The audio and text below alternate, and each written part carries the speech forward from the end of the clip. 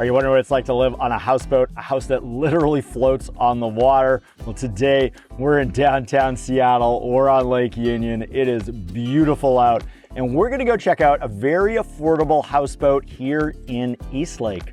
This houseboat is one of the more affordable ones on the market right now, but yet it still has incredible views from its 2 rooftop decks and from its living room. Next best thing about this houseboat is that it was just remodeled by the seller. He spent a ton of money remodeling this one. We've actually sold this houseboat before. This is gonna be our second time selling it, but it looks nearly completely different from the last time we had it on the market. If you're new to the channel, I'm Matt Goyer. I lead a team of real estate agents here in Seattle. We help people buy amazing homes, whether they're houseboats, waterfront homes, condos, new construction, and everything in between. My family's been living on the water for over 11 years now. We really love this lifestyle. Best part about it is, especially during the summer, it feels like you are on vacation every single day of the week, but yet you're just minutes from downtown. It's truly a special way of life here in Seattle. So here on Lake Union, we got about 500 of these houseboats, the ones that look like homes floating on the water. These technically are referred to as floating homes, a subtype of houseboats. And then you've got about 200 of the other kind that really look like a boat, and that's more like living in an RV. Here we're gonna go see the ones that look more like a home. Now, the great thing about living on Lake Union is that it is a really active lake. There are a ton of float planes taking off as we're doing this. You got people kayaking, people paddleboarding, you got people sailing. There's so much going on, and there are a ton of different restaurants, bars, and docks that you can boat to. We have this great lake guide. There's a lot of information in there on buying a houseboat or on a waterfront home, but we also have this great map that has all my favorite restaurants, bars, and docks on it. You should absolutely check it out if you spend any time on the water. All right, enough talking. Let's go find this little houseboat. All right, here we are at slip 6. Now we're gonna go in through the front door because you gotta see the art that the seller has right beside it. Lots of storage here for kayaks. What do we got? We got 4 kayaks stacked up there. And by the front door, we got this super cool sculpture piece of art of an octopus going on. Well, let's go inside. What I love about this front door, which we see on a lot of floating homes, is that it's a Dutch door. So you can open up the top part, and because we're on a floating home, and things are uneven all the time, do the flotation. It's got a nice magnet here, so it magnets there. But then you've got your door, part open, part closed, which is just a very social way of inviting dock people to chat with you, but doesn't give them an invitation to come right in. So on the main level of this home, we got a lot going on, but you don't have a living room. That's upstairs. We'll check that out in a second, but you got a dining area here, and then you've got the kitchen. And so when he bought this place, it had a super funky backsplash, had a different countertop on it, different appliances. He took all that out, put new countertops and backsplash in, so it's really nice and dialed in now. Likewise, he updated the bathroom, so you've got a nice new bathroom in here. Everything's been replaced. You got a new vanity, new toilet, you got a new tub and shower. This is actually a really large tub, and you've got a skylight there to bring a little light in when you're having a shower. Might be wondering where the living room is. It is actually upstairs in this house. A little unusual, but you'll see why in a second. But what I like down here is you got this wood-clad ceiling. It's kind of curved. It's really giving off some nautical vibes. And then love it or hate it, you got some stained glass here. We actually see a fair amount of stained glass throughout different houseboats here in Seattle. They're all kind of quirky in their own way. Then back here, we got the bedroom. It's kind of just the right size, just big enough. You got the washer and dryer hiding back in here too. Got some built-in speakers this guy liked to rock out. And then you got a nice little nook here with some stained glass that's more my style, and enough room to put a desk and get some work done.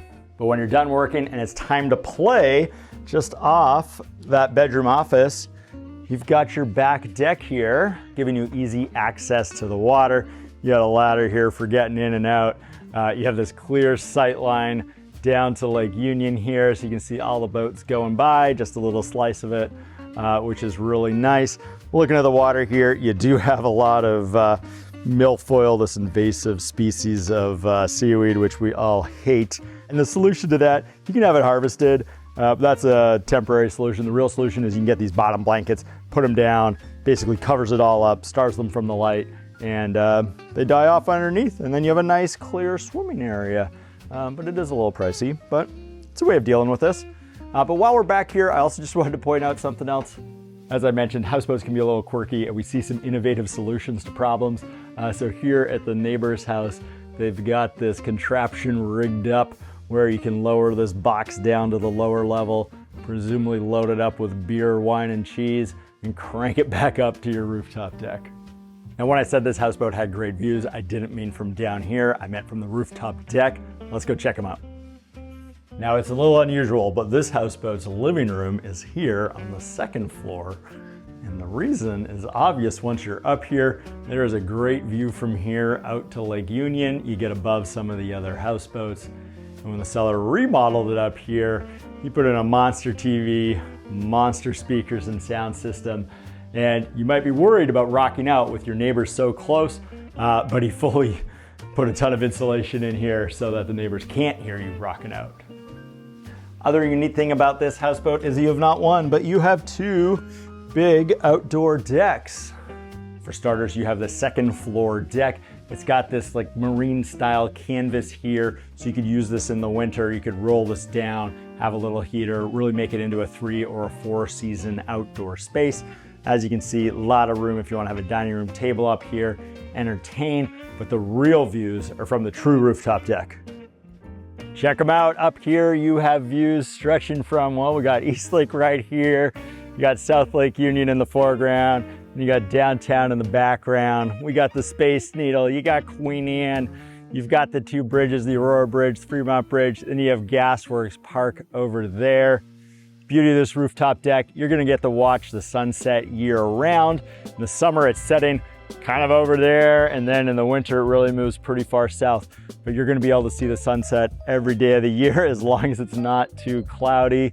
Other amazing thing about living here on the water is that there's these great sailboat races on Tuesday called Duck Dodge. Just a ton of sailboats out racing with a good dose of mayhem mixed in with it. And then the other thing that's really nice about living on a houseboat is gonna be the 4th of July holiday. We just had that. It's a huge party on the water. If you own this houseboat, you'd absolutely be throwing a monster party. All these rooftops on the 4th of July are absolutely packed. And the reason is they anchor this big barge with all the fireworks right in the middle of the lake. You practically have a front row seat to the fireworks show from your houseboat here in Eastlake. Now, what are the gotchas to living on a houseboat? Well, probably the biggest gotcha here is you don't have a garage, you don't have a parking spot. You gotta park over on Fairview. Parking on Fairview can be a bit of a shit show at times, but I used to live on a houseboat on Fairview that didn't have parking, and certainly you get used to it. It is not the end of the world. The other downside is you got a dog, you gotta walk down the dock, you don't have a yard to let them out to, and certainly that walk down the dock when you've got groceries, whatever, can be a bit of a pain in the butt. And certainly DoorDash and Instacart, Uber Eats, they have a terrible time finding you if you're living on a houseboat. Now, another gotcha, though it's not a gotcha in this case, but it is certainly something you want to understand, is your relationship with the dock. In this case, this houseboat, for the purchase price, you're getting both the houseboat and you're getting a share in the co-op that owns the dock. You're becoming a part owner of that dock, and you're gonna have the exclusive right to this slip. There's other docks that use a condominium style ownership structure. That's the other popular and desirable way of owning your slip if you're looking at houseboats, and certainly the least desirable is if you are renting your slip from somebody else, but those are usually the most affordable houseboats. So how much does this houseboat cost? Well, this houseboat just hit the market for $1.2 million. For that, you're getting a nearly 900 square foot houseboat that has been very recently remodeled. There's no work to do. This one's totally move-in ready, and you get that share in the co-op that secures you this slip forever. The other great thing about buying one of these houseboats is that there is a very limited number. There's 500 something of them on the lake. The city is not allowing any more to be built, so you're buying into something with a very fixed amount of supply, which is very different than buying, say, a townhome or a condo, where we're building a lot more of those every day. So as you can imagine, there's a lot of nuance to buying a floating home. It isn't just the different styles of ownership structure or lack thereof, but there's everything else. When you're financing it, there's only a handful of lenders who are going to finance on this. You can't use your Bank of America, your US Bank, or anything like that. There's a couple of local lenders you can work with, and that's it. And then in terms of home inspections, you are buying something that's worth $1 million, sometimes $5 million that's literally floating on the water. You certainly need to inspect from the water up, but you also need to inspect from the water down. And the way we do that is hiring a diver to get in the water with a GoPro and documenting what is going on underneath the home, so you really understand what is keeping your home afloat. So if you're thinking about buying a houseboat either this summer, next summer, or 5 summers from now, I'm always happy to chat about houseboats, pros and cons of different neighborhoods, pros and cons of different docks, so you can find a houseboat that's gonna be a good fit for your needs, your lifestyle, and your budget. How can you get in touch? My contact info is below. Feel free to give me a call or a text anytime.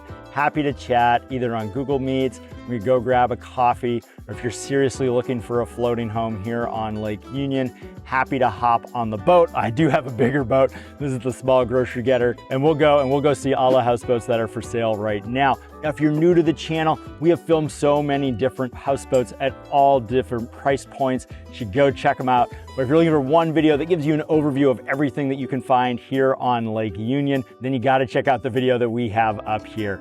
Thanks a lot for watching.